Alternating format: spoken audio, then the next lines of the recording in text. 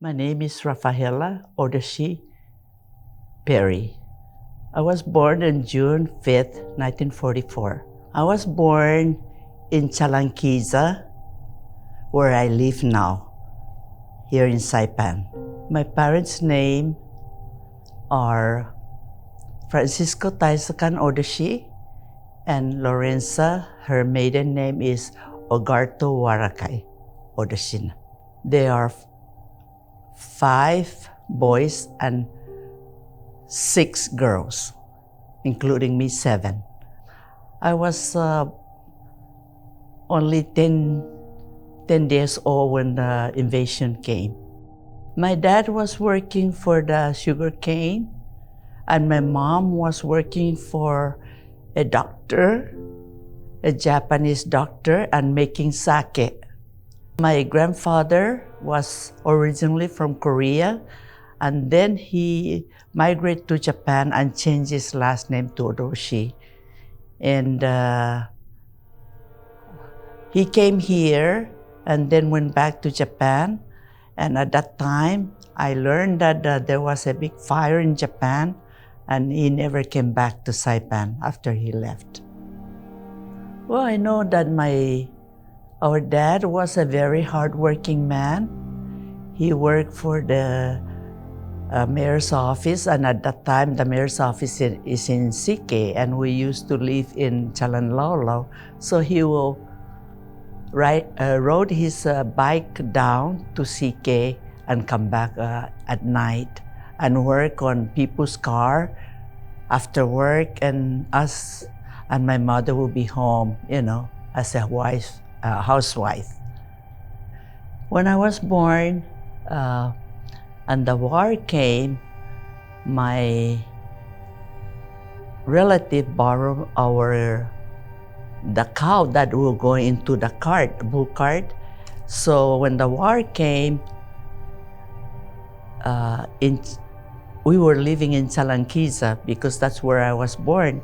My dad put a new bull into the cart, and we rode it from Chalanquiza somewhere above the golf course now up to Chinatown, above Chinatown to the cave. But during that time, the war was going on, and they dug out a big boulder, big rock. They showed it to me when I came back from the States to visit. My great uncle took us and showed me, and they dug it out and they put me underneath when the bomb was going, and they camouflaged it with tangan or whatever they can find. And when we finally came down to the cave, the relatives were there already. So we just, went in with them into the cave. And that's how the Marine found us. And when he came, he always brought me, they said, milk. Thank God, my bones are very strong.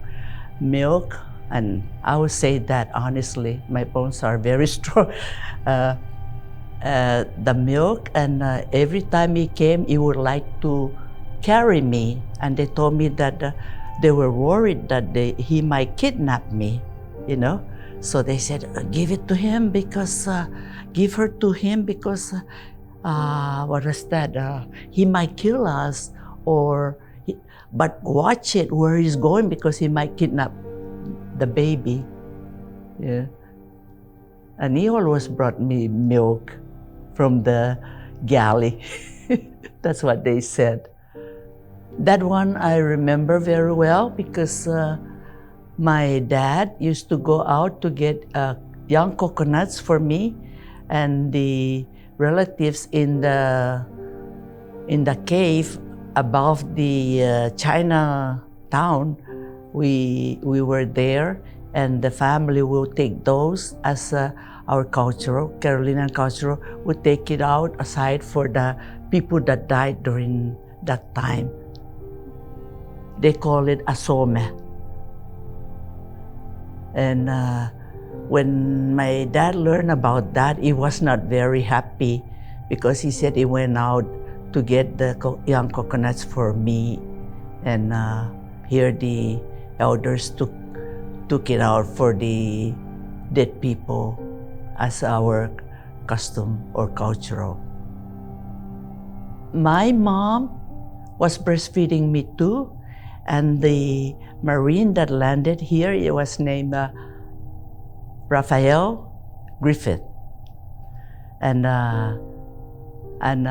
when he came to the cave, he found me, and he would like to know what is my name. I don't know how they communicate, but my parents said, I don't have any name yet.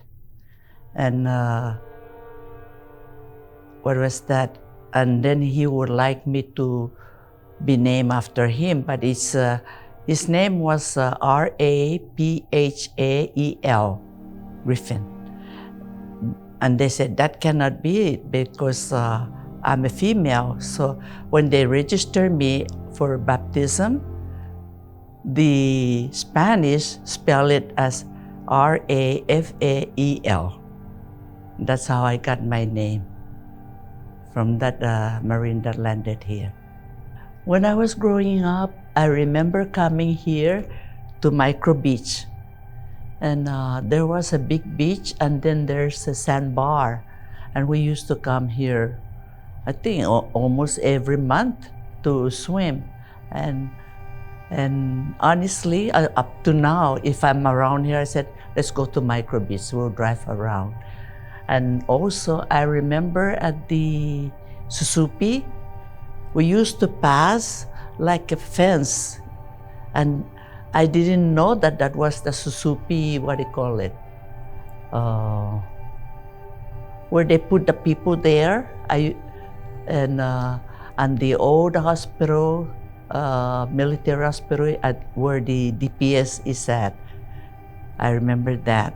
And way in the back is the morgue, and they call it the Tautomona tree. There was a Tautomona tree next to the morgue, and we were so scared to go around that area. And going down, and I live in CK Lalifor now, they call it. And then we move up to Chananlaulau and stay there. We live at Lalifor, and there was a big, like a dugout. And in the 50s, we have a tsunami. And luckily, must be the military that buried a big 50-gallon drum of gas, and we were burning our trash around that area. And just one day when they were digging around, they said, hey, there's something here. So we were getting our fuel from that. It was good fuel then. And that area was filled up with, when the tsunami came, filled up with the ocean water. And I remember making a boat out of tins, and we rode around in that area because it comes in from the ocean to our house, close to our house. I was going to school in the 50s, early 50s, and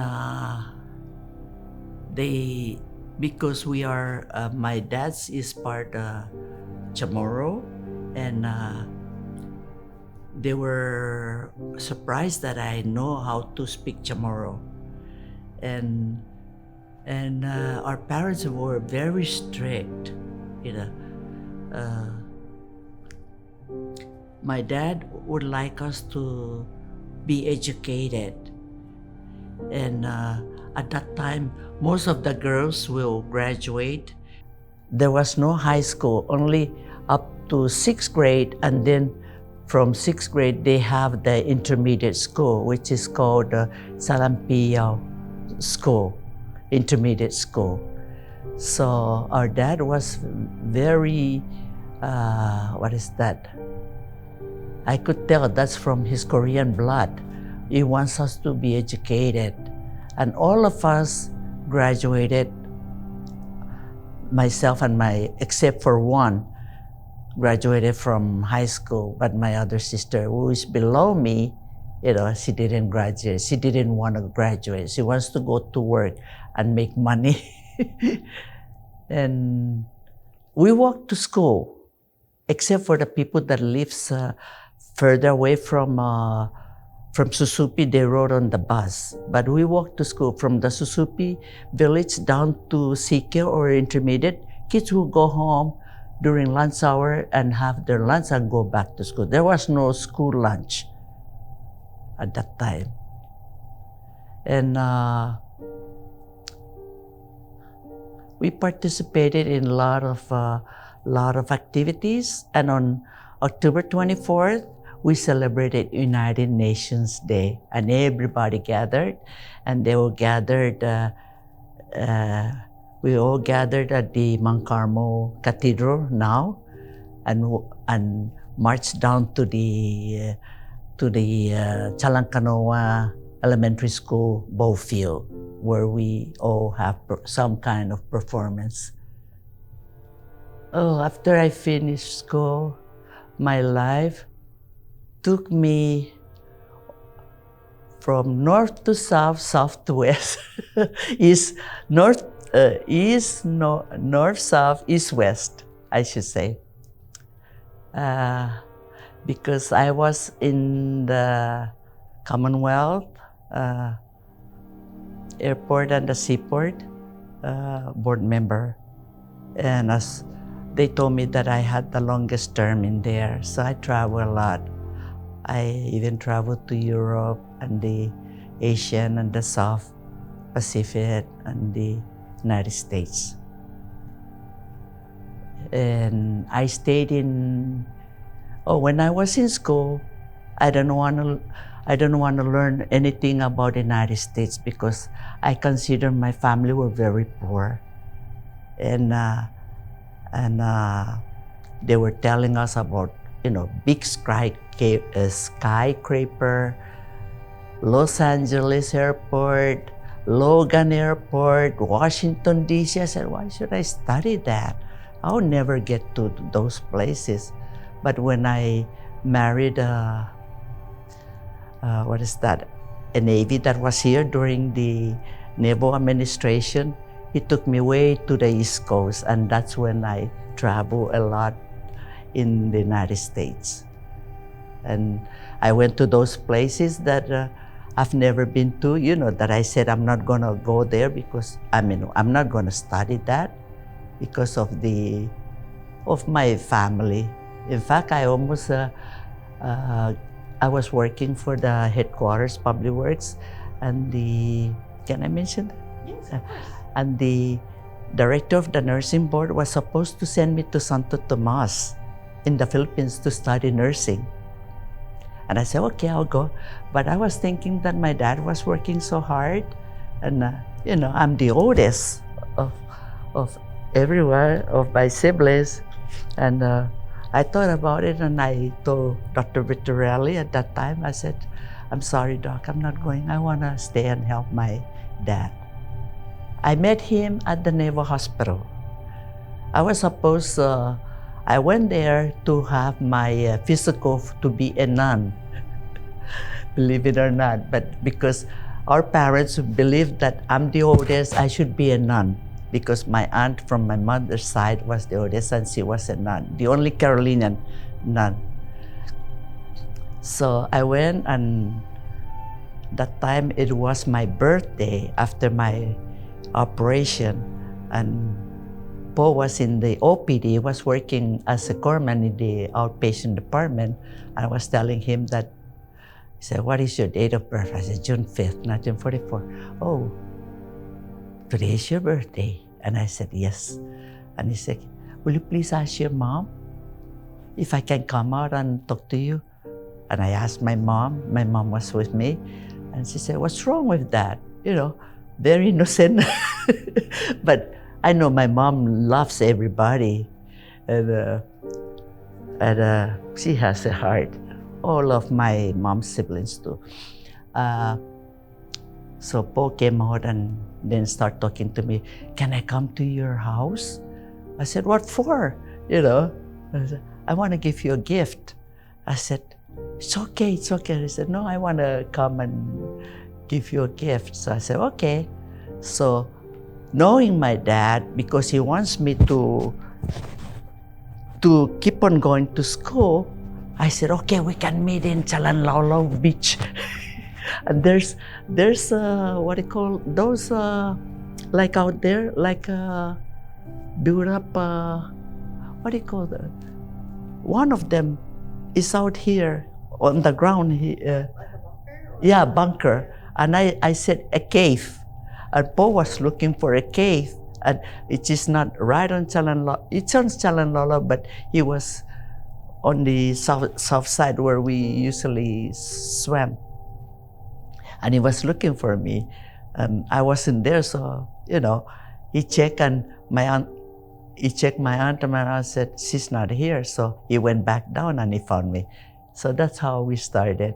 And, he was transferred over USS Hancock.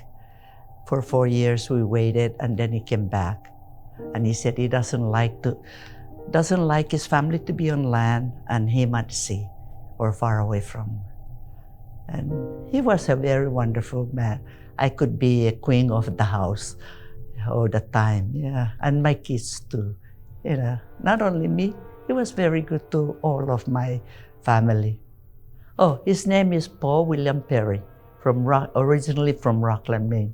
When I was in Maine, we moved to Maine in 1969, and there were only 2 children. The oldest is Wayne David Perry, our son, and then the second one is Sandra Jean Perry Manabusan. Wayne and Catherine Rosario Perry, our 3 children. I'm always interested in, maybe because I was working here after I knew my husband.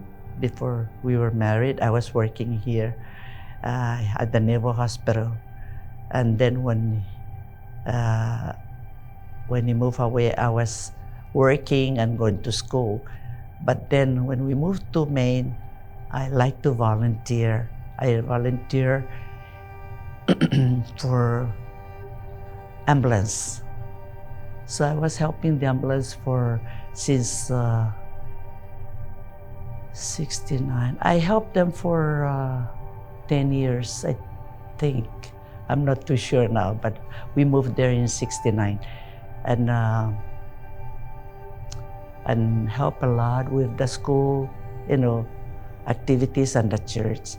And excuse me, honestly, my neighbors there, my family were worried that they might treat me, different. But we live in like a block, and they're all my family, even the ones outside our block. And I work on the ambulance for 10 years. Let me see, 82, we came back in 82. No, more than that, I'm sorry. I work on the ambulance as an ambulance attendant for the state. And then when the national course was coming up, I told my ambulance director, I said, I'm not going to take that test. And she said, why? I said, because I don't think I'll pass it. But the town was gonna pay for it. I said, okay. And then she said, you're not going to be on my team. I said, why? And she said, you're not taking the national. I said, okay, I'll try. But if I don't pass it, I'll pay back the town. And she said, no, you're not. Because you've been working for the ambulance for all this time, since you came here, and you're not going to pay back the town. So I said, okay, I'll take it. So I took that course and I passed it. And I enjoy my life in Maine, except I miss my family here. How close we are here in Saipan. So I pass it, and then also, meantime, I said I want to work for our state representative, U.S. Congressman Former Congressman Dave Emery, and he said, "How long?" I said, "I'm going to work just maybe 2 days, 3 days." It ended up, I really enjoy it. Ended up me working 5 days, volunteer. I volunteer for that. And then that's where I learned how to communicate with the DC, And then I finally asked, I call the DC office and I said, "Can I get my namesake if I would like to go and see if he's buried there, or just get it?" And they said, "How could you get it?" I said, "Well, he came to Saipan after I was born. According to my family, during the invasion, he was one of those that came into Saipan." So they looked it up and they gave me a little story that the only Rafael that came to Saipan during that time, only him. So I said, "Okay, I got it." So that's how I got. And when I went to the Arlington, I got permission to go to, we even went into the White House and the whole, like the lower house and the Senate, because they gave me that privilege. And we went into those places. And when we went to Arlington, and I asked the lady behind the desk, I said, "Can I, visit my namesake?" And she told me, she said, "What do you mean?" I said, "I want this name and I would like to visit the grave." So she gave it to me. And one thing she told me, "Don't tell anybody, huh?" But I cannot keep it because I'm very happy to get that. And we went to the gravesite and took picture of it. And even his wife is buried there with him. And when we came back, I was trying to get, and someone was doing intern here, and she finally got the name for me, and she said, try this one. And I said, "I cannot, because I'm ashamed," but she did it for me. I forgot the name of the person that came here and interviewed me. And I just got the name of the great-grandson and the son or grandson, not the great, but the grandson. And they haven't given me their address. I don't know if it's, maybe for privacy. I don't know. And I finally we communicate, but they haven't given me. I want to send them something from here that I obtained from the American Memorial Park. I always come here to honor the people that died for us, And I always went to the Memorial Park too, whenever they have some kind of like Memorial Day, and here is the Veterans Day.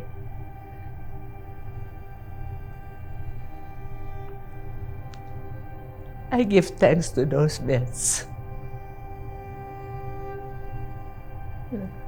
And I thank them very much.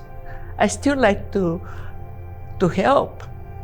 I offer my help, and they said, it's okay because it's all been taken care of.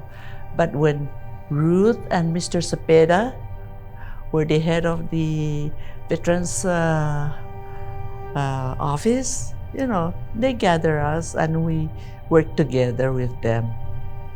And I enjoyed that because, give something back. That's me.